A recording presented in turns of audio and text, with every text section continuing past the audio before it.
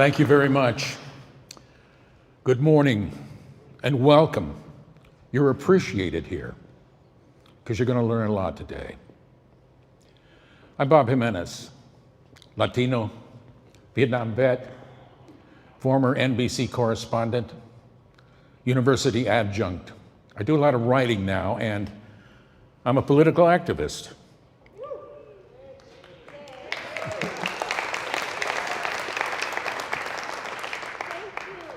Thank you. And I'm volunteering for Kennedy 24.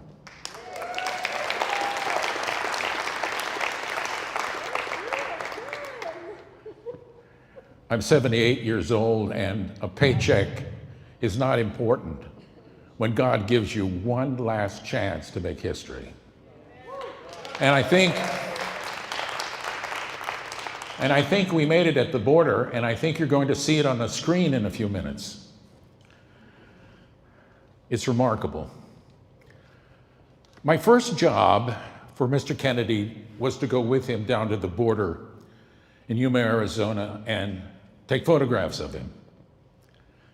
And it was then that I told him something he didn't know, that 55 years earlier, when I was 23 years old and right out of UC Davis and a cub reporter, I was with his father the day he was shot. Bam. Instant trust. Instant friendship from Robert Kennedy, Jr. And at the time, I felt that there was a bigger goal, a bigger issue that I was involved in than I first thought. Watching Mr. Kennedy peel back the layers of truth that he was after, watching him see for himself the lie that we've been told about the border, watching him see the panicked look on the faces of immigrants who are in harm's way all the way, even when they cross the border. The hundreds of thousands, or I should say tens of thousands of children who are missing. The flood of fentanyl that is flooding across our border unabated. The amounts get bigger every year. And the criminal cartels, bigger, fatter, and richer by $1 billion a year. They now advertise that the border, our southern border, is open. Now, the documentary you're about to see is only 19 minutes long. It's called Midnight at the Border, but it's powerful. It is a remarkable effort of investigative journalism that I've seen in a long time. And the important thing to know is that it is a documentary video that is meant to be made, that is meant to be shown, and is meant to provoke change. Because Robert Kennedy Jr., the very first night that he was there at the border, said what he was seeing was a nightmare. He was seeing perceived or imagined reality of a humanitarian effort, but in truth, he was seeing suffering and injustice. Ladies and gentlemen, we have been lied to over and over again about the situation there. This morning, I hope it stops. Thank you very much. We don't need that anymore, because our border to the south is not safe, it is not secure, it is not under control of the people who should be controlling it. See for yourself.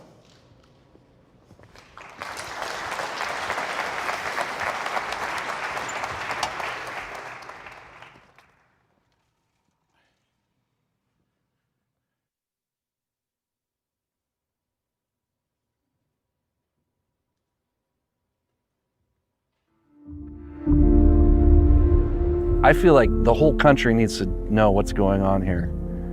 It's bigger than alarming. This is the worst I've ever seen it. They were told they could get a bite at the American dream here, and that dream becomes a nightmare along the journey.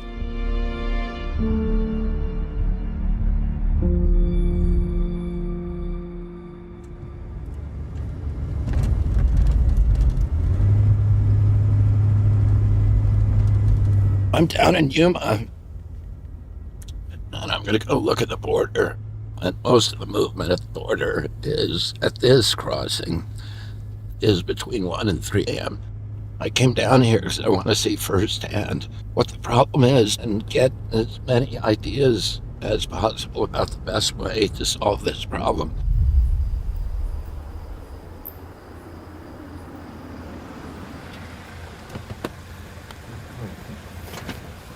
Hey. Good morning. Pleasure to meet you. Pleasure to meet you. Welcome to Yuma.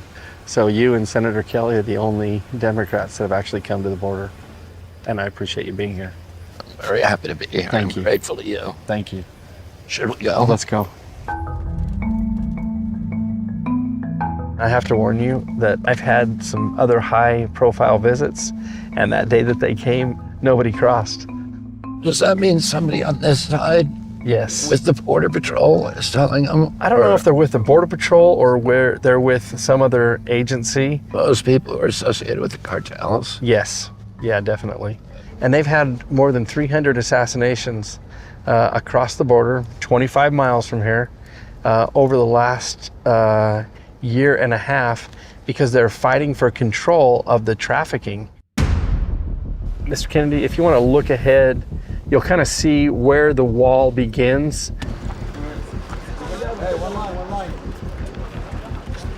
This is a new phenomenon for us where we've seen more people coming from Africa than ever before. China, Russia, even the Ukraine. We had a large surge coming from those countries. Iraq, Iran, Afghanistan. Buenos días. ¿Qué tal? ¿De dónde vinieron? ¿Perú? ¿Cuánto tiempo tienen viajando? 7 días. Nos salimos porque amenazaron a mi familia, a mi señora y a mis hijos, de matarlos. Ya habían matado a la mascota y yo, ¿Cuánto les costó de llegar aquí?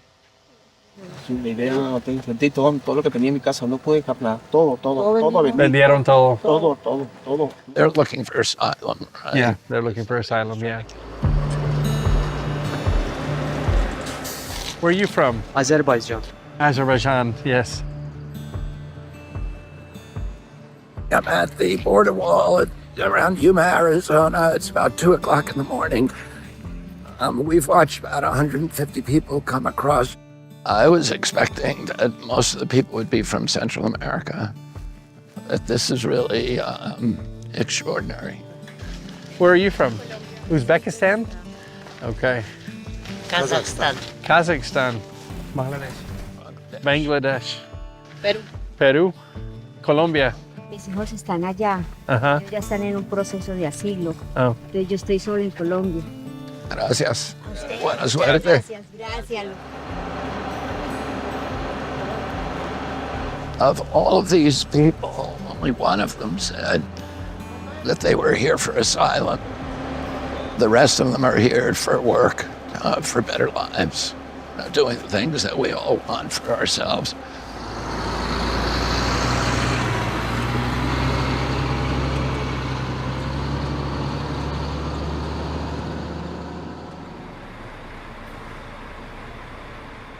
This is at the Regional Health Center. These are some of the people that we saw come across the border last night, and they're now being processed at the health center. There's a lot of stories that we have heard from the migrants, why they're leaving. What do they say? Political asylum, mostly political asylum, and we want to respond in a humanitarian way. We're working, trying to make sure that they're not homeless and they're not end up in the streets. Damas y caballeros, tengan cuidado, deben comprar sus boletos de avión para... She is processing these immigrants, making sure that they're healthy enough to travel, and then putting them on buses where they go to every city in our country. The stations are set up to welcome them, provide them some food, identify where they're going. We did 2 weeks to travel from Senegal to Nicaragua. After Nicaragua, Honduras, Guatemala, Mexico, and here. I'm going to New York to join my uncle. My dream is to live the dream American, to live in America, to work and to help my family. We coordinate with the airport in Phoenix, and out they go to the final destination the same day. Here I hope to begin a new life. Yeah, my brother lives here. He's a citizen. Hey, good luck, goodbye. Most people bring the money or have a sponsor that buys their ticket. What happens if a family doesn't have the money to buy the plane ticket? Well, FEMA reimburses us. We can buy the ticket and So you buy the ticket for them? yes. Colombia, ¿De qué parte? Bogotá. Yo he estado muchas veces en Colombia, en Los y en todas las partes. ¿Cómo se llaman? ¿Cómo? Su mano. Gracias. El niño también, mi hijo, Joseph. Joseph, mucho gusto. Hablando. ¿Y cómo estaba el viaje? El viaje muy difícil. Más o menos. Yo soy Jaime Maquera, de Perú. Nosotros hemos llegado 4 personas. 4 personas. Yo, mi hija y mi señora. Mi otra hija que tiene 18 años. El momento ¿Y de... dónde están ellas? Mi señora y mi hija están conmigo. Pero mi hija de 18 años, no sé dónde está. Estaban contigo. Pero en el momento de nosotros estar allá en el refugio, nos han separado y nos han invitado a todos. ¿Y cuánto separados? No tengo comunicación con ella. ¿Es ella? Por favor, es ella. We see a lot of violence as people are making across the border through Mexico or their countries. Some of them do share their stories, but we see that devastation in the human lives. We are sitting here in Yuma, Arizona, right at the Colorado River at the Morales Dam. Behind us is Algodones, Mexico, and a stone's throw just behind us is the state of California. So that mountain range behind us is California. California, yes, sir. This is the infamous Morales Dam gap, and what you had is under President Trump, you had a big push for infrastructure, the wall system. And when President Biden took office, he signed some executive orders that basically halted all wall construction. And so that left the gap here. And this was a problem for us in Yuma. What no one talked about was the wall system. It was a package deal. Yes, it included steel, but it also included roads, technology, and sensor equipment. And all that was just put on hold. When you have people that can come through here unmitigated because there's a gap in the wall, it causes a problem for not only for border security, but also for the community. And that was partisan politics, right? Absolutely. They halted anything that had to do with the Trump wall. It put our agents at risk. It put the migrants at risk. It incentivized the profit making for the smugglers, for the cartels. It's done just the opposite of what they're trying to accomplish from a humanitarian standpoint. When you are giving people, an opportunity to come here the wrong way because the policies allow them to do that, that's exploiting people, and that's wrong.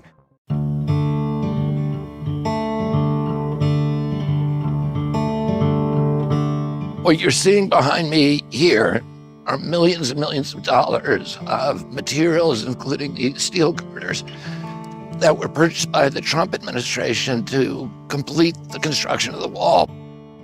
When the Biden administration came in, it didn't want to complete the wall, and they left that material to languish and bought new fencing, which you can see over here. And this is where Secretary Mayorkas told me he would fill in 9 of the 11 gaps. So 18 months later, we see maybe 50 feet completed. Now, the difference between this product and the other product, this has a 10-foot foundation going into the ground, so it's almost impossible to go under. The other new fencing being installed, the foundations are on the top of the ground. So you don't necessarily have that secondary protection under the ground. Where we've seen them start to use horizontal drilling machines to burrow under and use the bank teller type of tubes to send fentanyl and other drugs across the border.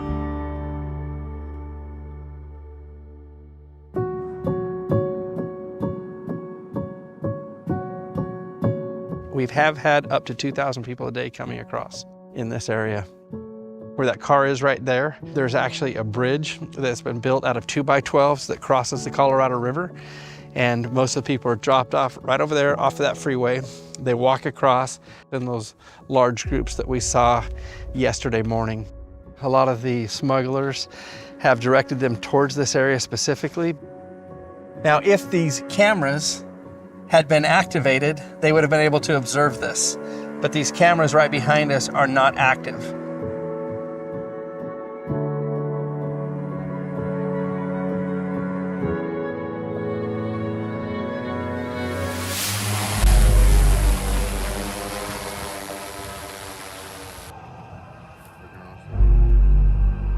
This is also an area which is infamous that they referred to as the rape tree. We would see Plan B, which is the day after, the morning after pill, found all throughout the ground where the cartel, after taking advantage and raping women and young children as young as 12, it's been reported to us, they would force them to take the Plan B and then send them along their way.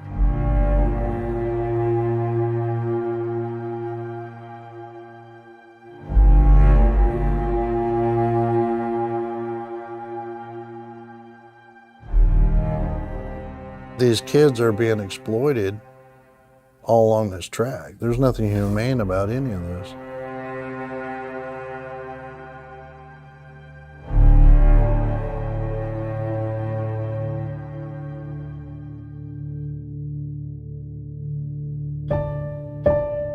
We work with child abuse, sexual assault, domestic violence, elder abuse, and human sex trafficking. Our unaccompanied minors here at the border are incredibly high, far higher than they should be. Imagine being a little kid and being stuck in the desert with no control over who does what to you, and there's nobody around. The youngest one in my recollection was a 10-year-old little boy. It's important to us to finally get people to understand that the dangers that await people as they make this journey, you don't know who you're going to come in contact with. They don't know who they're turning maybe their child over to. So we have 4 forensic interview rooms. These 2 that you're going to see here are child forensic interview rooms. I want you to walk in and see if you can find the camera and the microphone in here. I think that's the microphone. It's pretty well disguised. The whole point of that is that the child feels safe. The mics in these rooms are so sensitive that when a child lowers their head because they're feeling shame or they're upset or scared, even if they whisper, those mics are designed to pick up that very muted, quiet voice. In this room, obviously, we designed it to be as comfortable as we can possibly make it, because the reality is no child should ever have to come to this exam room for an exam.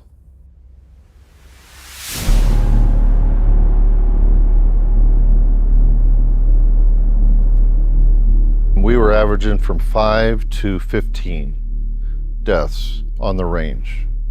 Per year. Per year. Last year was our highest year ever, where we then were at 50 deaths on the range. So this is the place where Marine pilots come to train and to practice in simulated war games. Yes, sir. This installation would be referred to as the Top Gun for the Marine Corps. How far is this base from the border right now? Our training ranges are right next to the border. And why would an immigrant come through the range when they can just walk around the wall in Yuma and register? So the cartels were using some aliens, purposely making them cross the border into the desert area and saying walk north, and not letting them know that they were going to cross some very harsh environments using them as pawns. Drones will just kind of sweep the whole area. There's a big group of migrants coming through one area, and they were using the group that was moving in as a diversion for them, the smugglers, the guys doing the dirty work. So they can push through 300 people. They know the U.S. Border Patrol is going to surge to take care of the people. And then an hour later, they could be coming through with a large drug load, knowing that somewhere else on the line. Correct, yeah. And they do the same thing with terrorists, and they do the same thing with gang members that they want into the country. They'll do those diversionary tactics to keep our Border Patrol occupied.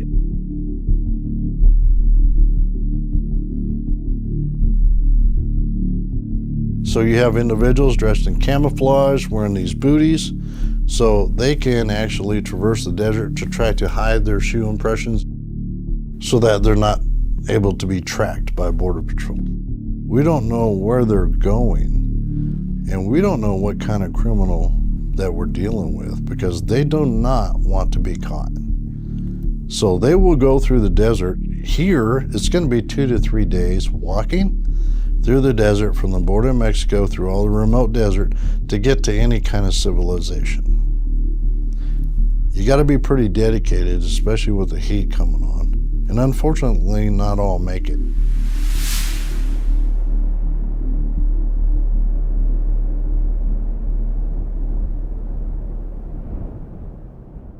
And why do you think this happened? At the end of the day, this is a business for people on the other side of the border. Billions and billions of dollars every month are earned from transporting people and, in conjunction, drugs across into the United States. And that kind of activity doesn't go away easily.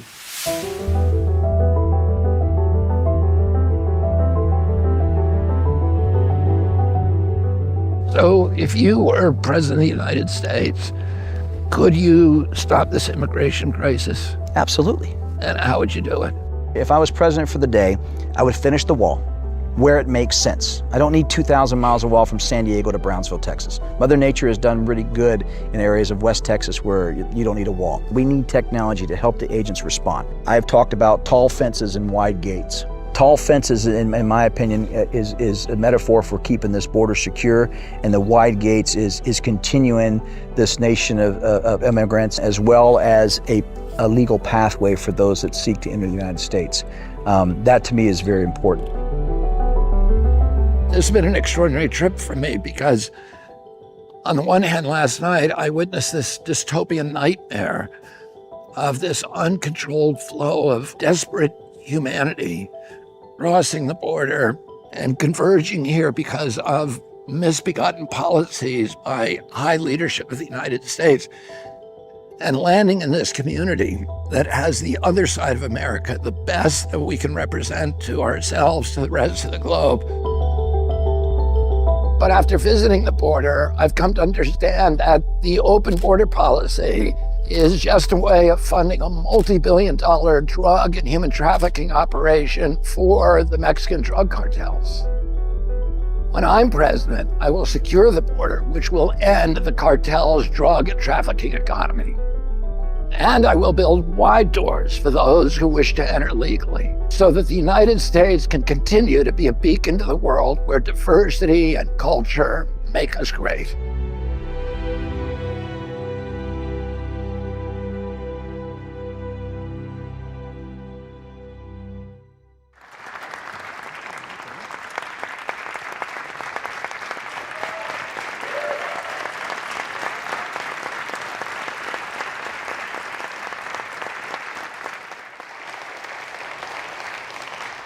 The names that belong to this magnificent masterpiece: Robert Campos, Donna LeCicero, Sharon Jimenez, Del Bigtree, Jimmy Shear, and Congressman Dennis Kucinich.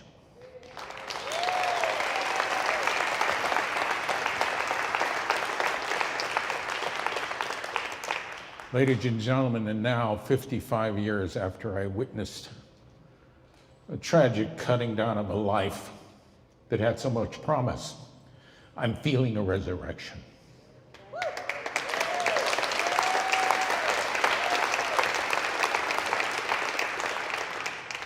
So at this point, I'd like to introduce, with your help, the next President of the United States, Robert F. Kennedy Jr.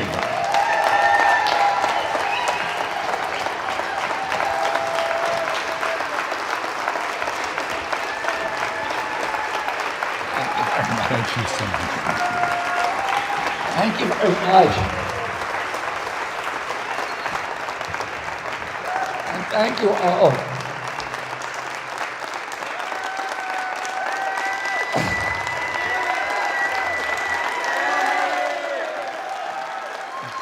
Thank you. And thank you all. Thank you. Thank you all for coming out today, and thanks Del and all the other people, and Jimmy, and the other people who put this amazing film together. There's a lot of politicians throughout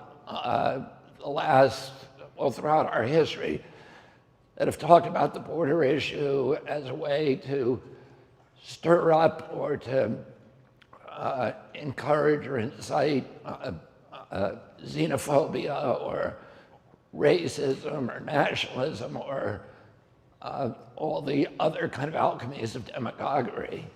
And I come to this issue from a different place, from a different perspective, and it's a perspective of compassion, of humanitarianism, but also just common sense. A country cannot exist if it can't secure its borders anymore.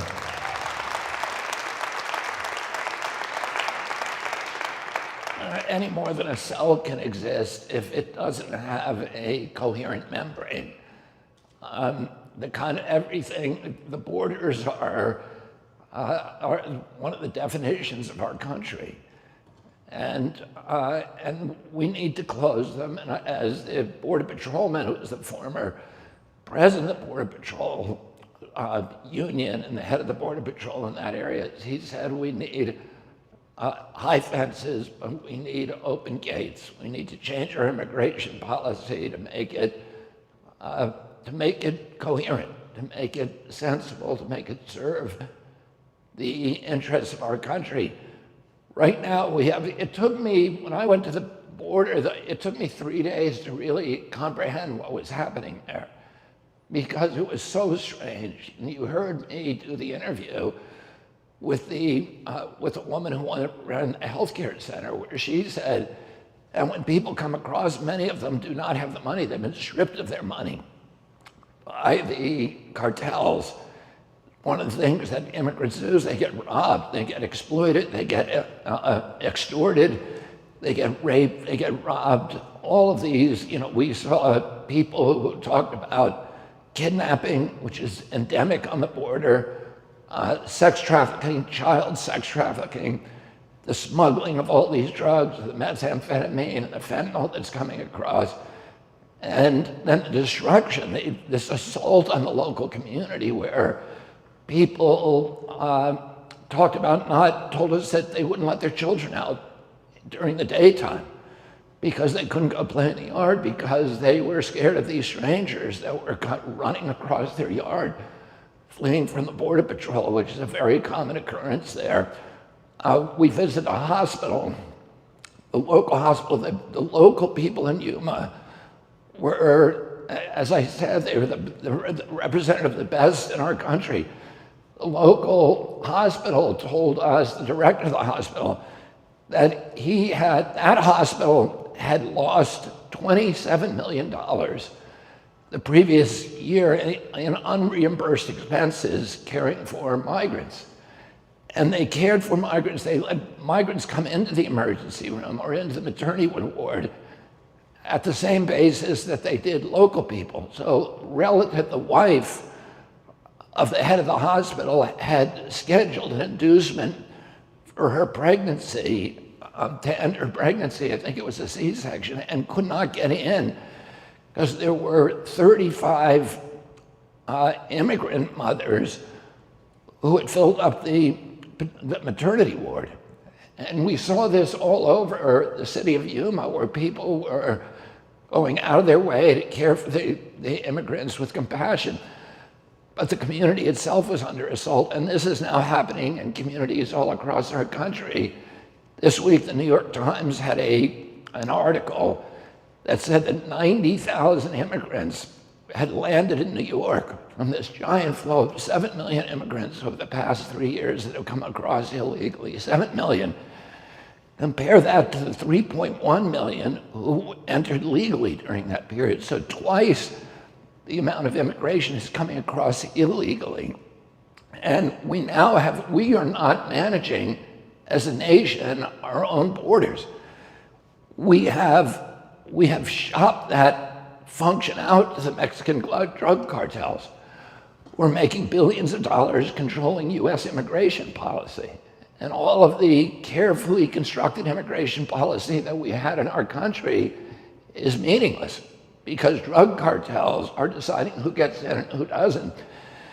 The immigrants and the New York Times article talked about how the tsunami of new immigrants of 90,000 people were crushing the social service systems in New York City.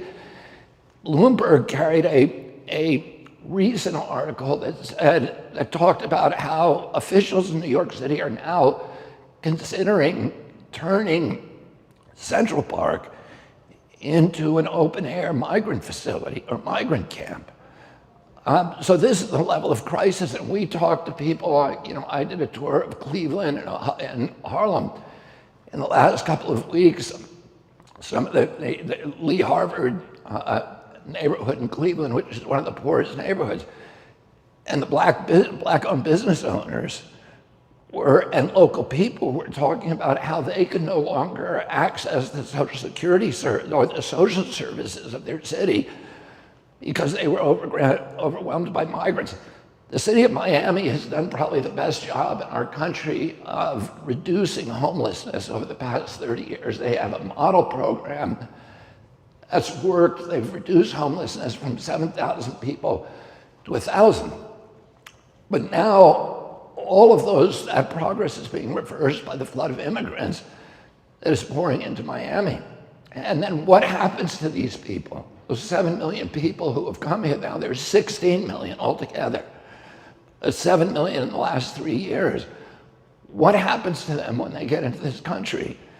Because this is supposed to be, many people in my political party believe that we've adopted this to reverse the cruelty of the Trump years and to have a humanitarian policy that is welcome to immigrants. But what happens to these immigrants once they cross that border and they engage, they endure all of the abuse and the rapes and the sex trafficking and the kidnapping of their children and the robberies. We talked to Peruvian families. Their life savings was removed from them just before they cross the border. So they go through that, and then what happens to them when they come into this country?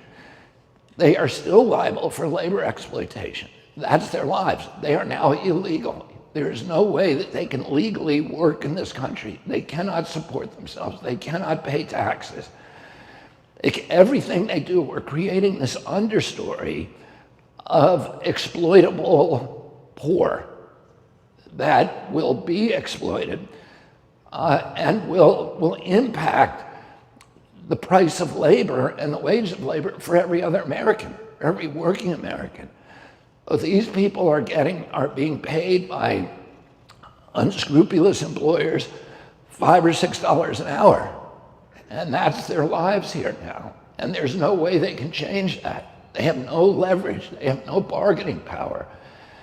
And I spent a lot of my lifetime interacting with Cesar Chavez, who was one of my father's closest political allies and then became a very, very close ally of mine on the pesticide issue. Over the last 20 years of his life, he became the primary actor in this country, one of the primary activists against farm pesticides, agricultural pesticides. And I worked with him very closely on those issues, and I was a pallbearer for him when he died in 1993.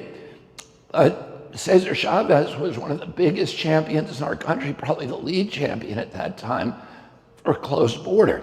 because he knew that American farm workers could not make any gains in terms of their wages, their benefits, their quality of life, if there was an endless supply of new workers, undocumented, coming across the border who lacked the bargaining power to be able to ask for higher wages from their employers.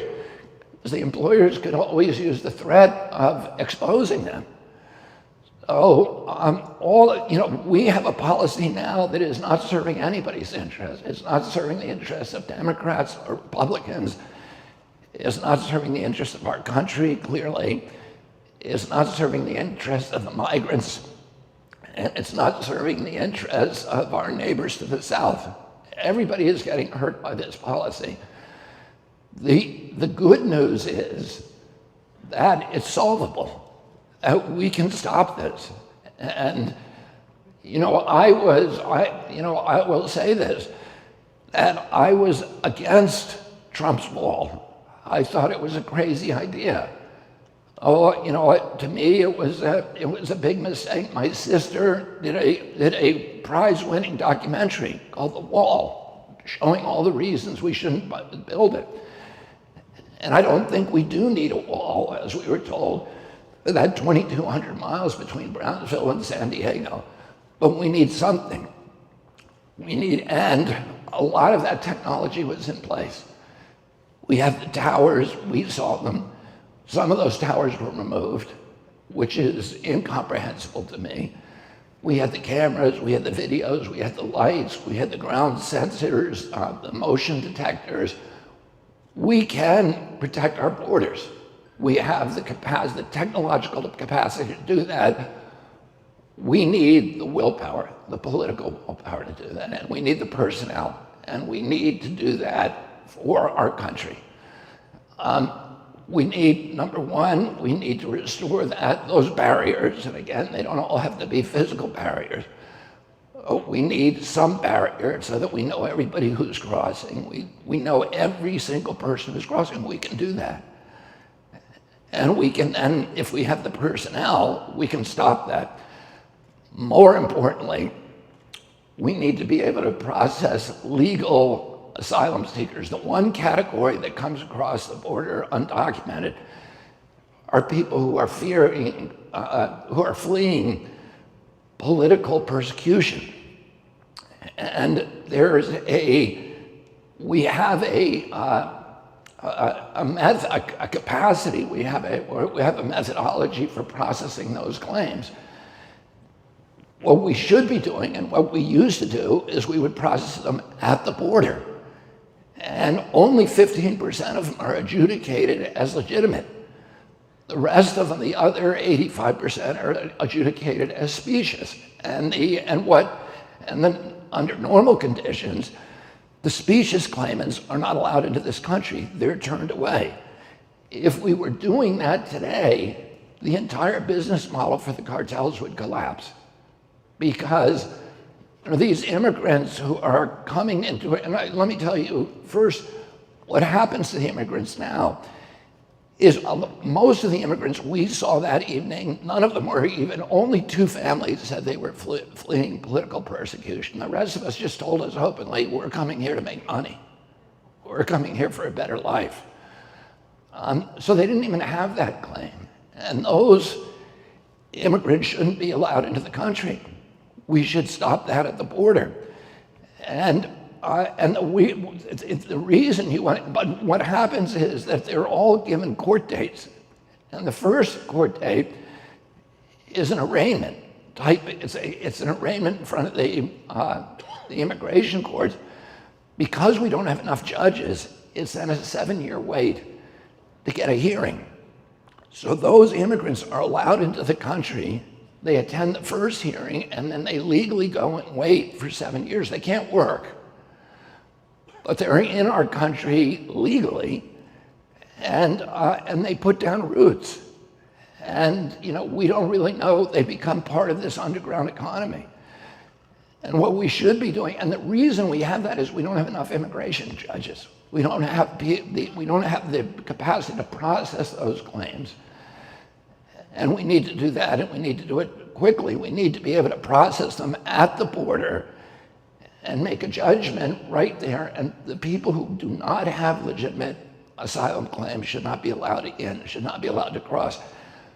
As soon as we do that, the immigration is going to stop. Because if you put yourself into the shoes, and we talked, at length with these migrants, these are people who have clearly spent years and years thinking about doing this. This is a huge decision. This is the most important decision in the lives of these people. They're deciding to root themselves up, to leave their families, to leave their jobs, their income, to take their children with them and move to a new country with no plans at all. Imagine what it takes to do that. Well, they're making a risk assessment. And if they know that there's an 85% chance that even that 85% chance that even people with asylum claims are going to be turned across the border, and a 100% chance that if you don't have an asylum claim, you're going to be turned back. Not many of them are going to take that risk, and the business model for the cartels will collapse. So we need to be doing that. And right now, when we interviewed these groups coming across, this was one of the sort of shocking but interesting things. They knew every step of the way what was going to happen to them. Nobody was surprised. They knew exactly what to do because the cartels advertise all over the world using TikTok and YouTube. And they give videos to people to show them exactly what they do when they come in through Nicaragua, where a lot of those immigrants were flying into Mexico City. The cartels assist them in getting an internal visa in Mexico City for Mexico. Then they get on a domestic flight to Mexicali. And in Mexicali, there's a parking lot filled with buses owned by the cartels. They load in 55 people per bus. They can separate families there, and parents never see their children again. In many cases, I don't know what happened to that gentleman that we met in the processing center in Yuma who had lost his 18-year-old daughter, but it's frightening. And then they are brought by the cartels to the border. We can watch those buses then unload across the border, and the people come across 55 at a time. And the cartels are making billions and billions of dollars doing that. And the people know because they are advertising in West Africa, in Ukraine, in Azerbaijan, Uzbekistan, Tibet, and China. So everybody knows how to do it. And of course, this is a huge industry now. Usually they pay the cartels up front $10,000 to $15,000 a piece. But if they show up with money, they may also get robbed on their way. And we heard a lot of those stories. So the last thing that we need to do, the first is to finish the technology and the physical barriers, which are almost complete. And those only need to be in the urban areas.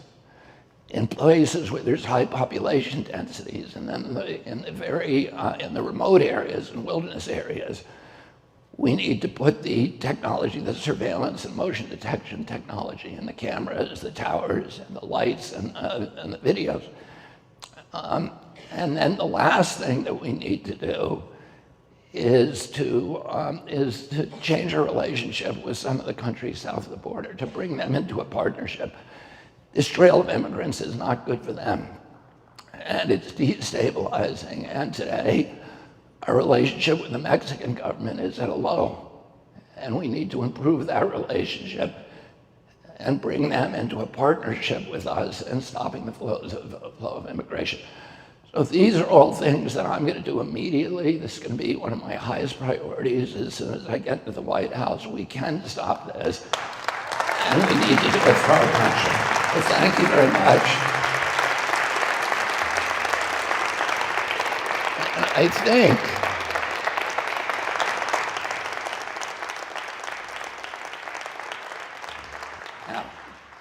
Thank you, Mr. Kennedy, for your vision and your passion on how you will fix the border crisis when elected President of the United States.